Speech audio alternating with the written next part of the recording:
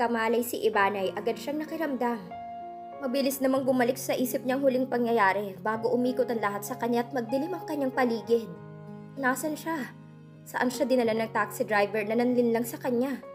Mabilis siyang bumalikwas ng bangon at iginalang paningin sa paligid. Nasa loob siya ng isang silid. Hindi isang karaniwang silid ang kinaroroonan niya. Noon siya nakaramdam ng tila paggalaw ng kanyang kinauupo ang kama. Para siyang idinuduyan. Sakay ba siya ng isang barko? Paano siyang napunta rito? Nabuhay ang takot sa puso niya nang maisip kung sinong nagdala sa kanya sa sasakyang pandagat na ito. Nang muli niyang igala ang paningin at matanaw sa maliit na bintanang bilog ang dagat, ay natiyak niyang nasa loob siya ng isang cabin. Maganda ang cabin at kompleto sa mga gamit. Komportableng kama, isang built-in rack kung saan naroon ang cassette player, 12-inch television set, bass guitar, laserdisc at laptop computer. Ngunit walang puwang ang paghanga sa mga sandaling ito. Matinding takot para sa sarili ang nararamdaman ni Ivana. Nang mapagtantong nasa panganib siya sa kamay ng kung sino mang tao. Napatingin siya sa dakong pinto. Nakasarado iyon. Ang maliit at bilog na bintana lamang ang bukas. Halos lundagin niya ang pinto. Lumapit siya sa pinto, sinubukang buksan iyon, ngunit nakalak yun mula sa labas. "Buksan niyo to!" Sigaw niya. Nagsisimula na siyang magpanik.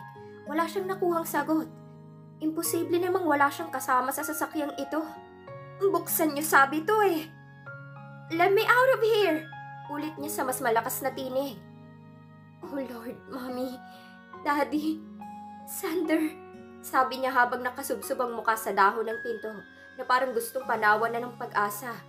Muli niyang kinalampag ang pinto para makatawag ng pansin ng kung sino mang kasama niya sa sasakyang pandagat na kinaroroonan.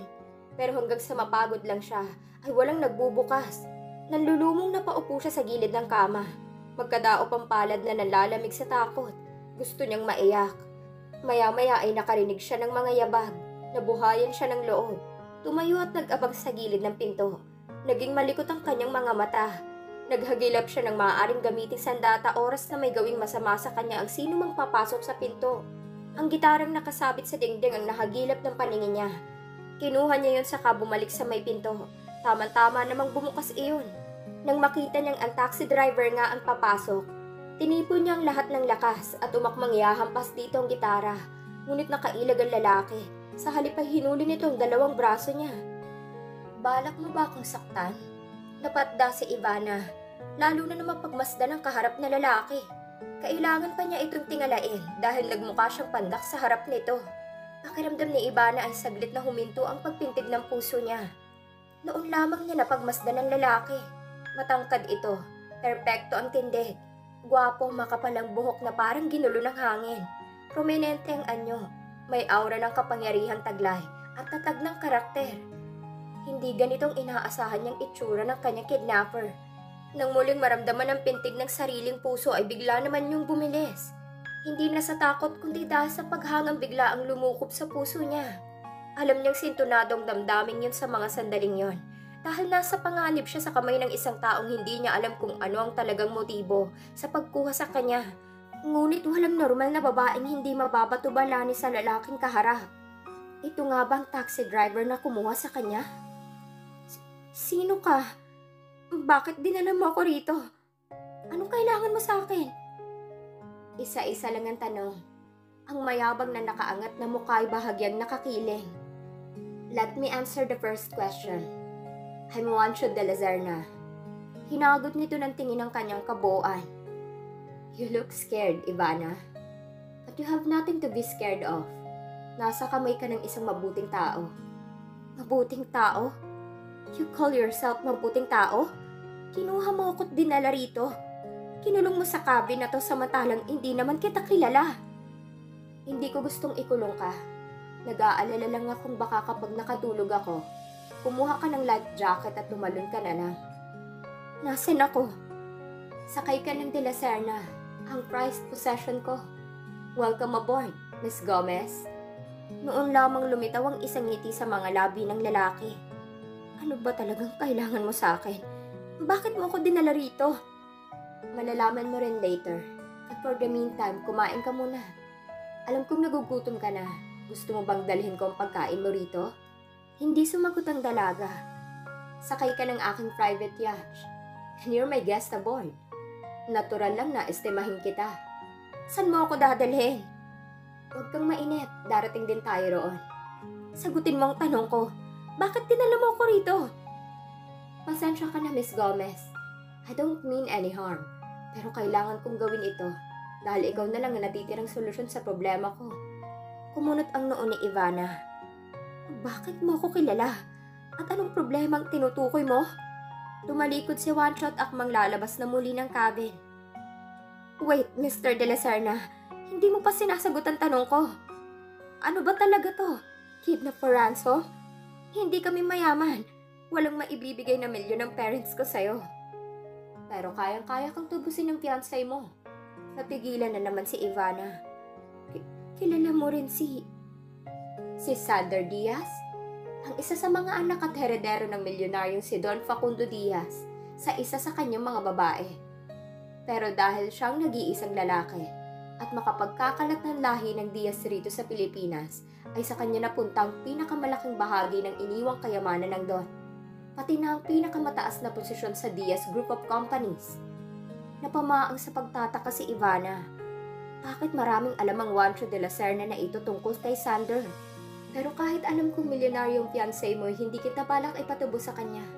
Hindi ko kailangan ng pera niya. Kung ganun, bakit kinuha mo ako? Ikakasal na kami 2 weeks from now. Kaya please. I know, pero kung ako sa'yo, aatras na ako sa kasal kay Mr. Diaz. Pwede ba? Huwag mong guluhin ang utak ko sa maraming mga tanong. Liwanagin mo na nga sa akin ang lahat ng nangyayari.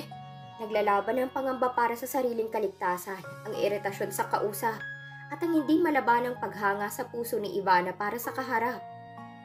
Saka ko nasasagutin ang mga tanong mo. Kumain ka muna, wala pang laman ng tiyan mo.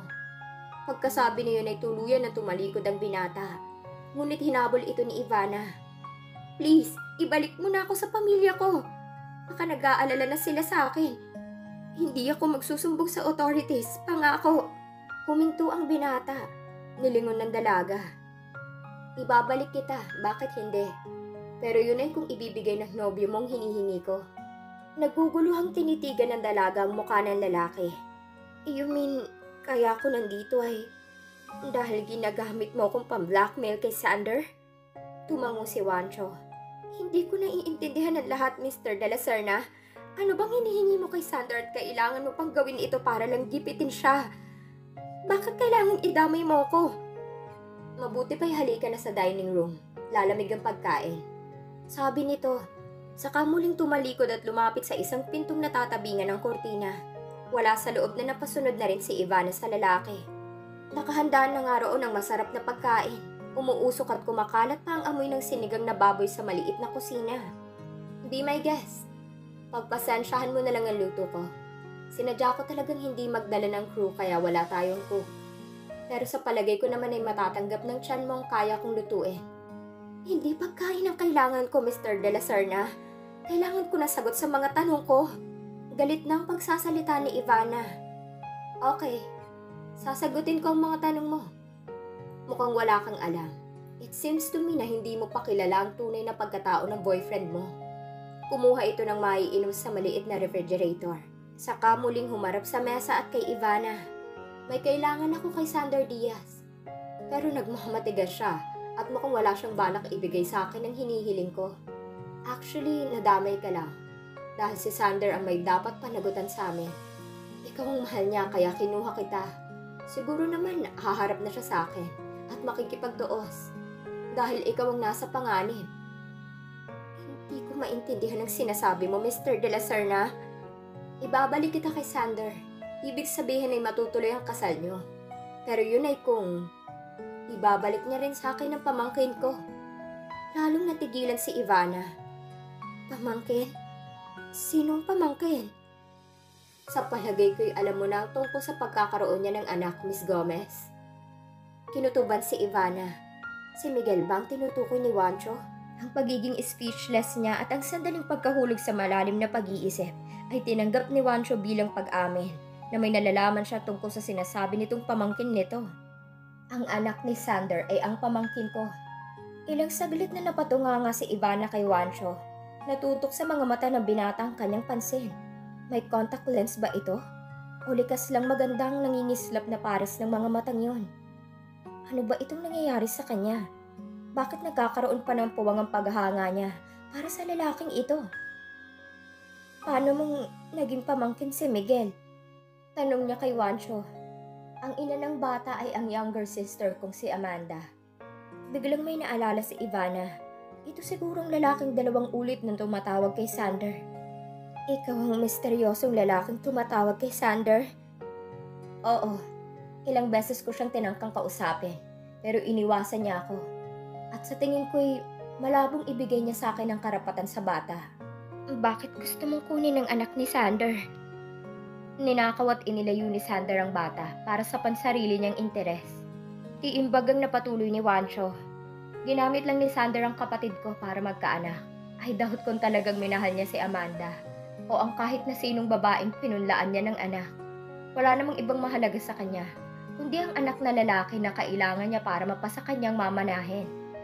Alam mo bang nakalagay sa testamento ng kanyang ama na kailangan niya itong mabigyan ng apong lalaki para makatiyak ang matanda na may magtutuloy ng kanyang lahi bilang Diaz bago niya makuhang milyones at ang mga higanteng kumpanyang naiwan ni Don Facundo?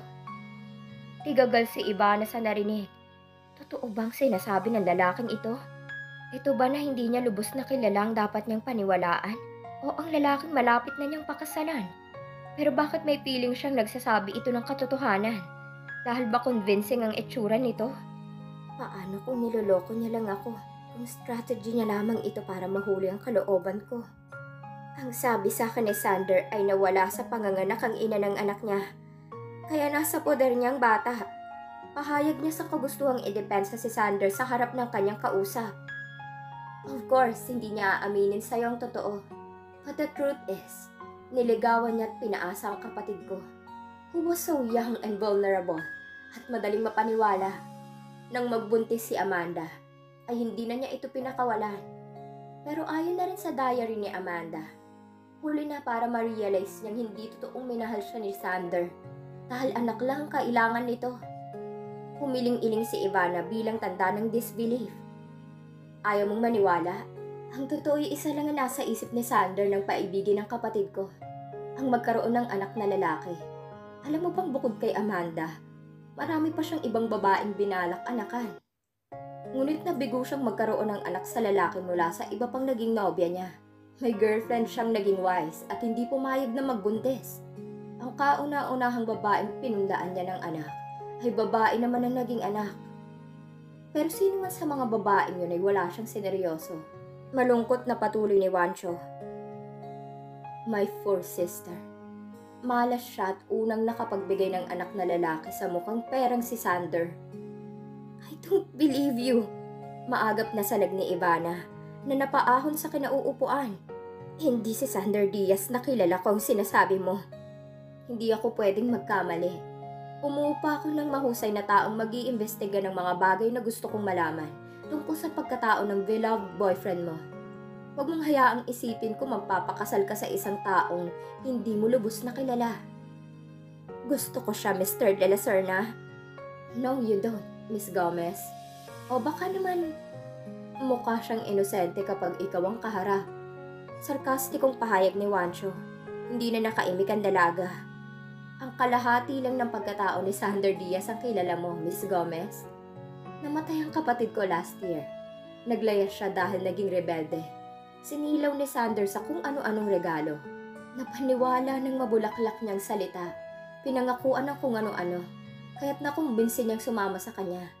Hinanap namin siya, pero itinago siya ni Sander sa Davao. Hindi rin namin kilala si Sander noon. Nailing si Ivana. Mabuting tao si Sander, kahit ang daddy niya ay itong madalas sabihin. Hindi niya mapapaniwala ang totoong mga sinasabi ni Juancho tungkol sa nobyo niya. Makakatakas kaya si Ivana sa kamay ni Juancho? Abangan sa susunod na kabanata. Please like, share, subscribe for more updates. Maraming salamat po.